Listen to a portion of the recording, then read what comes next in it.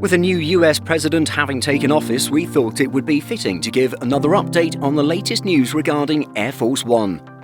For the time being, the president will continue to use two heavily modified Boeing 747-200 aircraft, known as VC-25A. These were ordered during President Reagan's term, having beaten McDonnell Douglas's proposal, which put forward a modified DC-10. It was President George H. Bush who had the honor of taking delivery of the new jets in 1990. These have been the flagship presidential aircraft ever since, carrying presidents to events and engagements across the US and around the world. However, the era of the VC-25A will soon come to an end, retired and replaced by a new pair of jets. The future of these jets is actually still unconfirmed.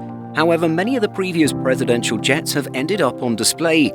These aircraft are just too special to head for scrap, as most retired 747s do. All three Boeing 707s, for example, that served as Air Force One have been preserved.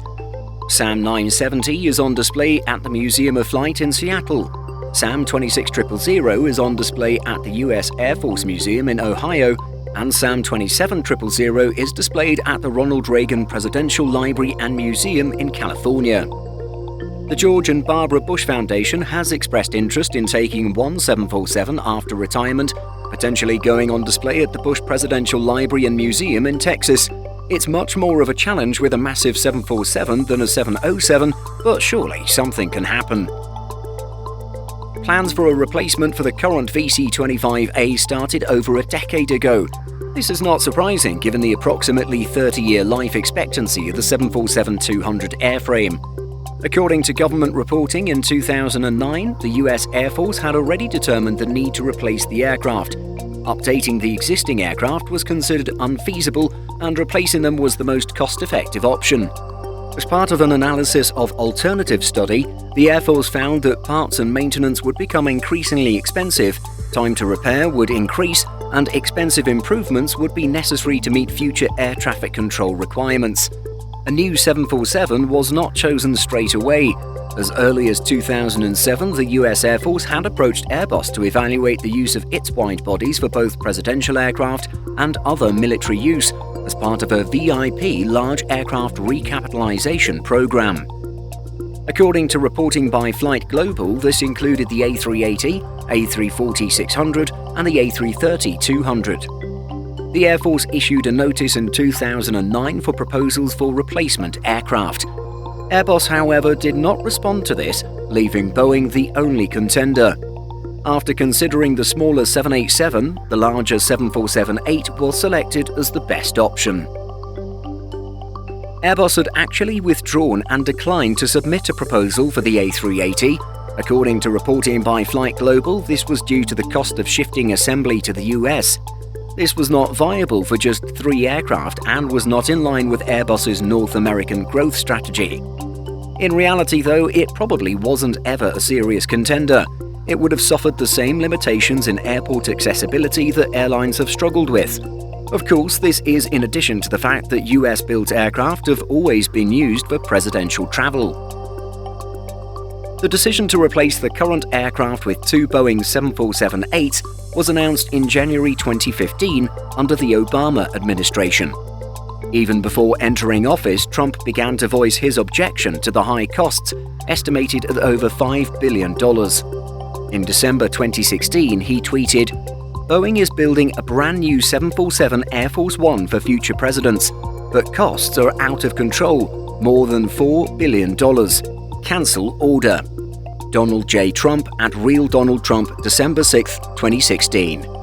And after entering office, he took this further, telling supporters at a rally in Florida in February 2017, "Can you believe this? I said, no way. I said, I refuse to fly in a $4.2 billion airplane. I refuse." Trump did enter negotiations to reduce the price, and the White House claimed he succeeded in reducing the cost by $1.4 billion. He likely did reduce it. Switching to already manufactured aircraft will have contributed, but it's unclear by how much. Several proposals, such as only equipping one of the aircraft for presidential travel, were rejected.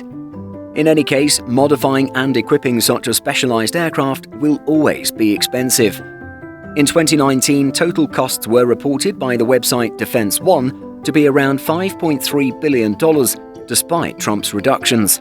This includes the full costs of refitting the aircraft for service, testing and deployment, and even new hangar facilities at Andrews Air Force Base. Overruns have already started, though. In April 2020, Boeing announced an increase of $168 million blamed on COVID-related engineering and staffing difficulties. In August 2017, it was revealed that the USAF would not purchase new Boeing aircraft.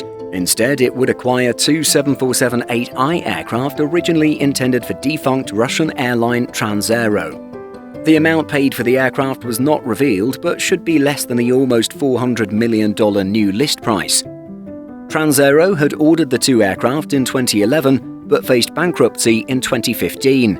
Aeroflot acquired much of its fleet, but did not want the new 747s. Following flight tests, the two 747-8s were flown to Southern California logistics airports in Victorville for storage. The aircraft, with registrations November 8905 Bravo Alpha and November 8904 Bravo Alpha, have now flown to a Boeing facility in San Antonio, Texas. Following the acquisition of the two 747-8s, Boeing began $3.9 billion worth of work to refit the aircraft for presidential service. We're unlikely to find out much about the new aircraft's technical equipment, as this is mostly classified. We know from the huge budget that there will be some impressive equipment, though. Some of the things this is likely to include are hardened fuselage shell to withstand electromagnetic pulses, installing retractable air stairs to allow the aircraft to operate without external stairs or a gate, full countermeasures against missile attack and missile warning systems, enhanced ability for steep takeoff and landing and evasive maneuvers in flight, extensive communication facilities, and the installation of a second auxiliary power unit or APU, allowing for redundancy in independent operation on the ground. One thing that will be missing is the ability to refuel mid-air. This was incorporated into the current aircraft, enabling them to stay airborne for extended periods. This was viewed as useful in the event of war or ground attack, but has never been used in a real-world scenario. We don't know a lot yet about the interiors of the new 747-8s. In fact, with the change of presidency, it's likely that much of this is not yet decided. First Lady Nancy Reagan heavily influenced the current 747s, wanting the design to reflect her native US Southwest home. The jumbos were completed and first flying by 1987, entering service 3 years later. Former President Trump did discuss interiors during his presidency, with reports that he wanted a more lavish interior and larger beds. This time, there is potential for the new president to get more involved if he wishes. It remains to be seen, though, what the new president's preferences will be and how much of the existing plan will be changed.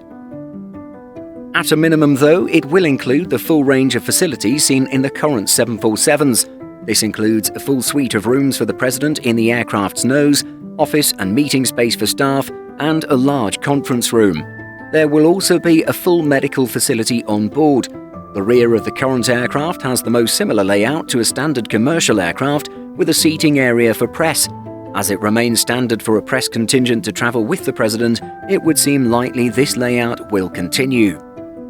If you're liking this video so far, why not click subscribe and hit the like button? Oh, and be sure to click that notification bell too. The future livery has been a contentious issue so far. The current VC-25As are painted in a very recognisable blue and white colour scheme. Trump proposed a new livery and a shift away from the almost 60-year tradition, opting for a red, white and dark blue colour scheme. This may not have been finalised during his presidency, but he had a scale model built which was displayed in the Oval Office. It'll now be up to President Biden to choose whether to continue with Trump's redesign or keep the current livery. With so much interest in it, his administration was asked about this shortly after taking up office. The White House press secretary said to reporters on January 20th, "I can confirm for you here the president has not spent a moment thinking about the colour scheme of Air Force One." There is plenty of time, though, for his administration to change this, and it's not surprising it's not part of his first actions. The new aircraft are currently due to be delivered by the end of 2024. If Biden only serves one term, this will only give him a short time to enjoy the aircraft. Any delays could even see it skip to the next president. As of early 2021, we know a bit about the conversion work that has already begun. According to the US Air Force Life Cycle Management Center, the first work to start is the installing of larger super panels in the fuselage structure. The first phase of aircraft modification involves cutting out large skin and structure areas in both the forward and aft lower lobes of the aircraft, and then installing 2 newly manufactured super panels. The super panels contain structural upgrades and cutouts for the VC-25B lower lobe doors, including internal air stairs for mission requirements. As with the new 747-8 still some time from delivery, the Air Force have started to look even further ahead. Of course, it will be some time and several presidential terms before a replacement for the 747-8s is looked at. With the 747 now ending production, the replacement will be something else. Perhaps the new 777X, if the president can make do with a bit less space. We do know that the US government has started looking at the possibility of supersonic transport. The US Air Force has partnered with Boom Supersonic to look at possibilities for VIP and presidential use. Boom hopes to have the commercial 55-seat Boom Overture flying between 2025 and 2027, so VIP use could be a possibility soon, but not too soon. Do you think Biden will be making any changes to Air Force One from Trump's directives? Let us know in the comments. Did you know that we publish over 175 stories every single week on simpleflying.com? Be sure to check the link in the description for more great stories just like this. Thanks for watching, and be sure to like and subscribe before you go.